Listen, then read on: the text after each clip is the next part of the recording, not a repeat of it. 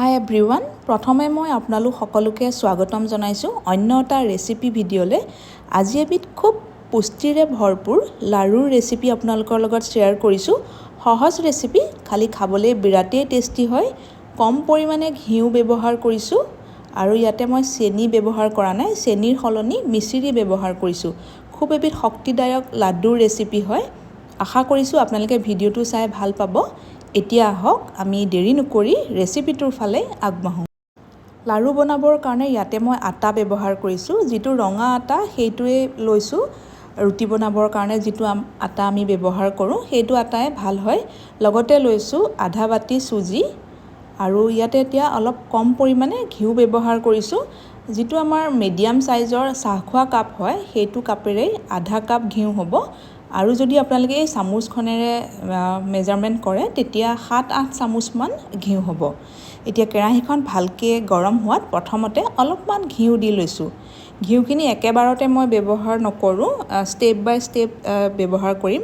কাৰণ যদি বহুত বেছি ঘিউ আমি দিওঁ তেতিয়া ৰেচিপিটো ইমান বেছি হেল্ডি নহ'ব আৰু তেতিয়া লাড়ুখিনি বনাবৰ কাৰণেও অসুবিধা হ'ব।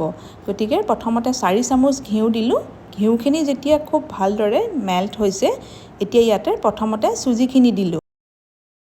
আটাৰ লাড়ুত এনেকৈ অকণমান চুজি মিলাই দিলে লাড়ুকেইটাৰ টেষ্টটো বেছি সোৱাদযুক্ত হয়। আৰু চুজিখিনি ভাজিবৰ কাৰণে গেছৰ ফ্লেমটো একেবাৰে কমাই ৰাখিছোঁ। একেবাৰে ৰঙচুৱা কৰা নাই, নহ'লে লাড়ুৰ টেষ্টটো গৈ ভাল নহ'বগৈ। এইখিনি মই কণ্টিনিউ এনেকৈ লৰাই 5 মিনিটমান সময় ভাজি ল'লোঁ। অকণমান ভজা ভজা গোন্ধ এটাও আহিছে আৰু চুজিখিনি আগতকৈ ফুলিও গৈছে। এতিয়া ইয়াতে আটাখিনি যোগ কৰি দিলোঁ। প্ৰথমতে চুজি আৰু আটাখিনি খুব ভালদৰে মিক্স কৰি লৈছোঁ আৰু গেছটো এতিয়াও একেবাৰে কমাই ৰাখিছোঁ।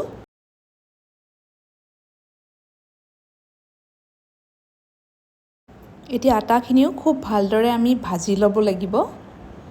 আৰু এই আটাৰ লাড়ুবিধ বনাওঁতে ইয়াতে আটাখিনি খুব এটা সঠিক জোখত ভালদৰে ভাজি লোৱাটোৱে খুব দৰকাৰী হয়। বহুত বেছি সময়ৰ কাৰণে ভাজিলেও লাড়ুখিনিৰ টেষ্টটো ভাল নহয়গৈ আৰু একেবাৰে কমকৈ ভাজিলেও আটাত এটা কেঁচা ভাৱ থাকি যায়।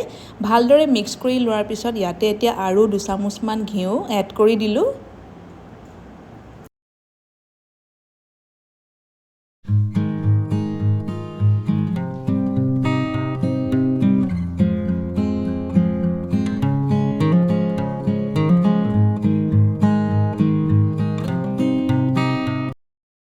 আটাখিনি এনেকৈ ভালদৰে ভাজি ল'বৰ কাৰণে 15 পৰা 20 মিনিট সময় লাগি যায়।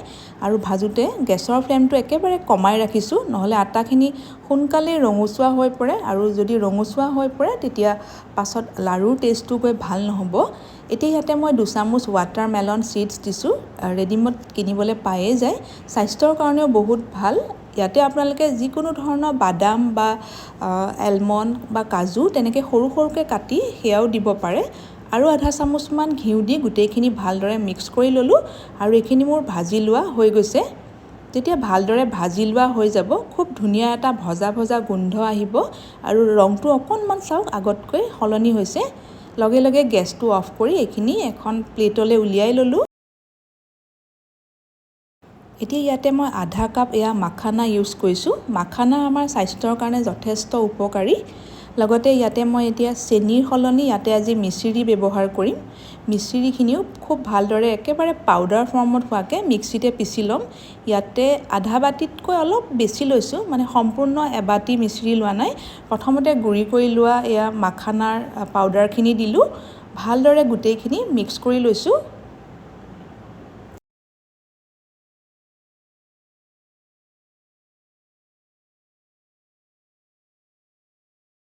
এতিয়া মিচিৰিখিনি পিচি ল'ম। 6-7টামান ইলাচিৰ বাকলি আঁতৰাই সেইখিনিও ইয়াতে দিলোঁ। খুব ধুনীয়া এটা গোন্ধৰ লগতে টেষ্টটোও ভাল হয়।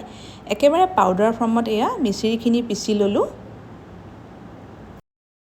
এতিয়া মিঠাৰ কাৰণে চেনি যদি ব্যৱহাৰ কৰে, চেনিখিনি অকণমান পাউডাৰ ফৰ্মত হোৱাকৈ মিক্সিতে পিচি ল'ব। চেনি, গুড় বা মিচিৰি যিয়ে আমি সামগ্ৰী মিঠাৰ কাৰণে ব্যৱহাৰ কৰিছোঁ, এই যিখিনি আটাৰ মিশ্ৰণ, আটাখিনি যাতে বহুত বেছি গৰম হৈ নাথাকে সেইটো কথা ভালকৈ মন কৰিব আৰু একেবাৰে যাতে ঠাণ্ডাও নহয় সেইটো ভালকৈ অবজাৰ্ভ কৰিব। যিখিনি মিচিৰি গুড়ি কৰি লৈছিলোঁ এতিয়া অলপ অলপকৈ দি এনেকৈ হাতেৰে খুব ভালদৰে মিক্স কৰি লৈছোঁ। আৰু এনেকৈ মিক্স কৰি থাকোঁতে যদি মিক্সাৰটো বেছি ড্ৰাই যেন লাগে অকণমান ইয়াতে আপোনালোকে ঘিউ বা গাখীৰ দিব পাৰে। পৰাপক্ষত মই ঘিউৱে এনেকৈ ব্যৱহাৰ কৰোঁ।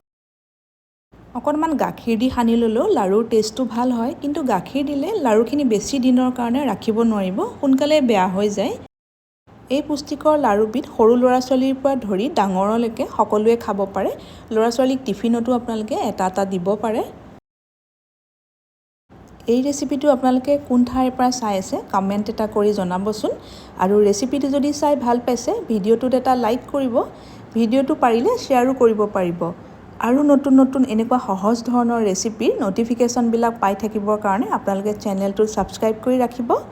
আৰু আজিৰ এই ৰেচিপিটো চোৱাৰ কাৰণে আপোনালোকক বহুত বহুত ধন্যবাদ জনাইছোঁ।